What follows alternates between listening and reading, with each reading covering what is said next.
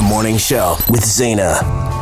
It is The Morning Show. This is Virgin Radio Lebanon, and we have teamed up on a mission with CLES, and specifically Art by CLES, whereby we have gotten to know so many amazing musical talents, and I've gotten to know so many people from the team of CLES. And today, I'm very honored to be introducing you to Anastasia Bassila, who is a psychomotor therapist. Sorry, I stumbled on that. Psychomotor therapist, who's in with me today. Good morning. How are you? Good morning. I'm so happy to have you in the studio with me today, and I'm really, really interested in getting into our interview today because I have some questions for you that I don't actually know the answer to. And you know what? I feel like there are a lot of kids and parents that maybe don't know about this either. So this is going to be a learning lesson for us all.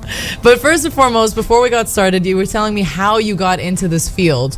And it's super interesting how you get inspired to do things and how to, you get into this career path in life. So how did you choose to get into this field? So I had a cousin who has learning difficulties, right, and I have curiosity to know more about the field and to help other children with learning difficulties. That's right, because there's not too much knowledge on it here specifically. I feel like this needs to be talked about more and understood more before you just chalk it down to something as super simple, because there could be reasoning behind it. So for example, today we're going to talk about something called dysgraphia. I don't know anything about it, but I'm really interested in knowing what it is. So let's start with that. Okay, so dysgraphia is one of the specific learning disorder that touch adults and children. Oh, both. Okay. Yes, it's a neurological disorder of written expression that affects writing abilities and fine motor skills. Interesting. Also, it interferes with all the aspects of writing process, like right, legibility, spelling, word sizing and spacing, and expression. Interesting. Okay, so this is very, very specific because there are like different forms and different ways in which you can tell through writing in particular. It could be this and it could be something else. So specifically the symptoms of this and how you can sort of identify it is by looking out for what exactly? Okay, so first we have to know that we can identify dysgraphia when the child starts learning how to write. So it's from around 6 years old. Okay. And we know that he has dysgraphia when he will have trouble to form the shape of the letter. He is very slow in writing. He has a bad handwriting. Wow. He cannot follow the line while writing or follow the margins. He cannot respect the space between the words.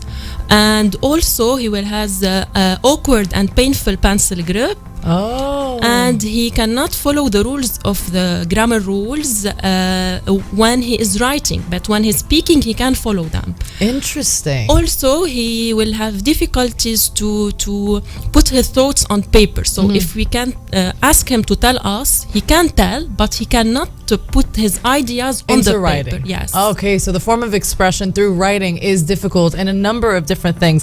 I feel like this is also really interesting for teachers to know as well, because a lot of the times you might assume that they're not practicing enough with their parents, or there might be some other reason, maybe he's a lazy student, and really that doesn't necessarily, I mean, it can be the case, but in some cases it's not. So it's really interesting to specifically look out for these particular things in order to identify it and not chalk it down to just simple laziness. So it's the difference between verbal and written expression that you can tell. Wow, okay, so does it come with any other disorder?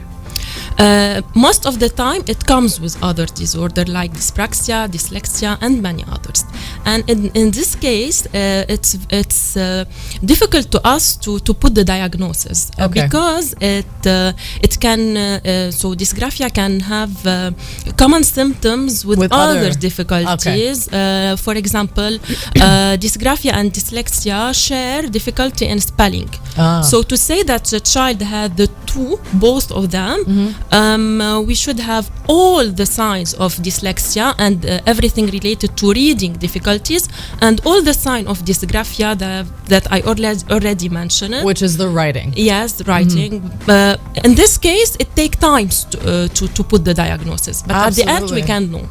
Of course you can, because that's the thing. It's not just a phase that they're going through in the beginning or when they first start writing or first start reading. If this is a continuous thing over a few years, in their developmental phase, then this is where you can get to the point of identifying it. But I can imagine, because they're pretty closely related, so it does take patience and it does take time. But you know what's very important is shedding light and knowledge on this. So I'm really happy that you came in to talk about this, because for parents or teachers alike to know a little bit more about this, to know how to identify it, to know what to look for, and then ask a specialist to kind of confirm it, is important to know this, not to just simply say it's laziness. So thank you for clearing that up. I found that to be really, really interesting, and I really appreciate you coming down to talk to me about it. Last but not least, let's talk about what it is that you find to be the most important as tips for parents. Okay, so I will give parents three most important tips. Okay. The first one is a general tip, and it can work with other disorders. So when parents see any symptom or any sign of dysgraphia, they should go immediately to a psychomotor therapist to assess the child abilities. Okay. The more we detect earlier the difficulty, the more we can help the child to progress. Right. Second tip is for the parents who has children in early learning. So when we teach our child at home to write, it's important to use multisensory approach. That means the child can write the word or the letter with his finger on the sand. He can do the shape with Play-Doh, and not only give him pencil and paper to write. I see. Okay. So interesting. That's super interesting. So if you can see a difference in that, it's already kind of sign number one that this could be the issue. And the last one is for parents who has older children.